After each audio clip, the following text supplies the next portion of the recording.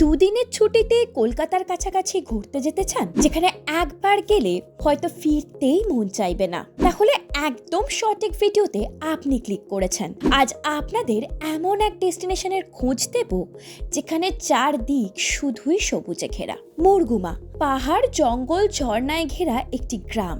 যদি পৃথিবীতে স্বর্গ বলে কিছুর অস্তিত্ব থেকে থাকে তাহলে সেটা এখানেই আছে।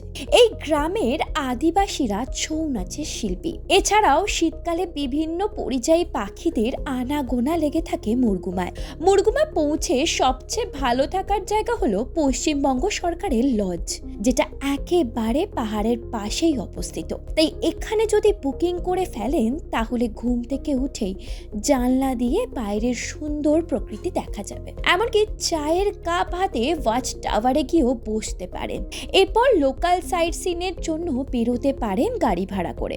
মুরগুমা পৌঁছালে যেটা সবার আগে দেখতেই হবে সেটা হলো মুরগুমা ড্যাম। এরপর মুরগুমা পাহাড়ের উপরে রয়েছে একটি ভিউ পয়েন্ট, যেখান থেকে চারিদিকের একটা সুন্দর ভিউ পাওয়া সম্ভব। তারপর কাছের জলপ্রপাত দেখে রওনা দিতে পারেন অযোধ্যা পাহাড়ের উদ্দেশ্যে। এছাড়াও মার্বেল লেক, লোয়ার ড্যাম থেকে ছড়িদা মাস্ক ভিলেজ। কিভাবে পৌঁছবেন মুরগুমা? কলকাতা থেকে মুরগুমার সড়ক পথের দূরত্ব 350 কিলোমিটারের মতো। যদি ট্রেনে করে ভ্রমণ করতে চান তাহলে হাওড়া থেকে পুরুলিয়াগামী চক্রধরপুর এক্সপ্রেস বা রূপসী বাংলা এক্সপ্রেসে উঠে পড়ুন। তারপর পুরুলিয়া স্টেশনে নেমে প্রাইভেট গাড়ি বুক করে পৌঁছে যেতে পারেন মুরগুমা। চাইলে গাড়িতেও পুরুলিয়ার উদ্দেশ্যে পাড়ি দিতেই পারেন। ব্যুরো রিপোর্ট, ভারত সমাচার।